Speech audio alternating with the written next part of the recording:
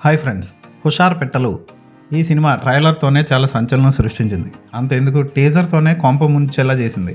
Internet మొత్తం హల్చల్ చేసింది. ఇదేం కొత్త కథ కాదు, ఇదేదో సూపర్ కొత్త కథ అని కాదు. టీనేజ్లోకి వచ్చిన పిల్లలు టీనేజర్స్ అయిన వెంటనే కామంతో కటకట్లాడిపోయి రగిలిపోయి ఆ కామాన్ని తట్టుకోలేక చిన్న చిన్న తప్పులు చేసేస్తూ ఉంటారు. అది మీరు చేయొచ్చు, నేను చేయొచ్చు. అయితే ఆ తప్పు ఏంటో తెలుసుకొని దాని నుంచి బయటికి రావాలి. కొంతమంది బయటికి రాకుండా అక్కడే ఉండిపోతారు. అలాంటి వాళ్ళ కథ ఇది. మీరు ప్రేమిస్తే సినిమా చూసుంటారు. అలాగే 10th క్లాస్ అని ఒక సినిమా ఉంటుంది. ఆ సినిమా చూస్తే ఆ రెండు కలిపేసి రుబ్బేసి సినిమాని తీసారనిపిస్తుంది. కాకపోతే ఇక్కడ స్లాంగ్ మాత్రం తెలంగాణ ఏరియాలో చేయడం వల్ల ఆ స్లాంగ్ పెట్టారు. అదొక్కటే తేడా. మరి ఈ సినిమా ఎలా ఉందో చూద్దాం.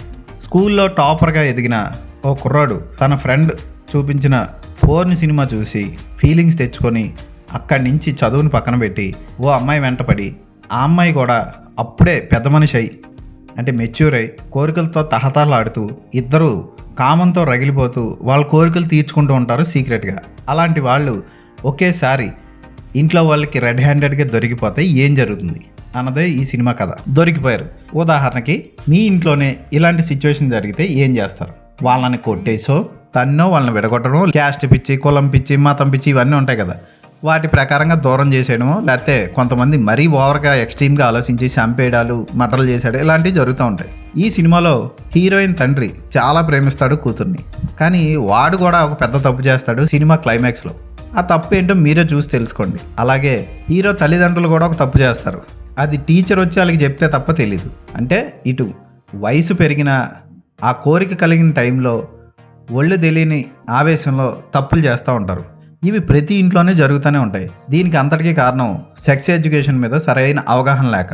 అలాగే సినిమాల్లో, ఇంటర్నెట్లో, మొబైల్స్లో ఈ మధ్య పోర్న్ కూడా ఈజీగా దొరకడం వల్ల చాలామంది ఈజీగా చెడిపోతున్నారు. అయితే ఈ సినిమాలో దర్శకుడు ఓ కొత్త కోణంలోంచి కథను చెప్పాడంటే ఎక్కడ కొత్త కోణాన్ని టచ్ చేయలేదు. జస్ట్ అన్ని సినిమాల్లాగే రొటీన్గా ఉంటుంది. ఒకప్పుడు మారుతి బూత్ కథల్ని తెరకెక్కించడంలో స్పెషలిస్ట్గా పేరు పొందాడు. అద్భుతమైన బూత్ కథల్ని తెర మీద చూపించి పచ్చి డబల్ మీనింగ్ డైలాగులతో వామిటింగ్ తెచ్చేలాగా ఆయన తీసిన సినిమాలన్నీ వరుసగా చూసిన వాళ్ళకి తెలుస్తుంది, వామిటింగ్ వచ్చేస్తుంది.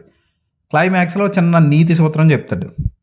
అలాగే ఈ సినిమాలో కూడా ఫస్ట్ అంతా భూత పురాణం అంతా చూపించి క్లైమాక్స్లో చిన్న నీతి సూత్రం చెప్పలేదు. చెప్పాడు అని నేను అంటాను అనుకున్నారా? లేదు, చెప్పలేదు. సినిమా లాస్ట్ 40 నిమిషాలు వాళ్ళిద్దరూ ఎలాంటి బాధలు ఫేస్ చేశారు అన్నది బాగా చూపిస్తాడు దర్శకుడు. అయితే క్లైమాక్స్ని మాత్రం చండాలంగా ముగించాడని చెప్పొచ్చు.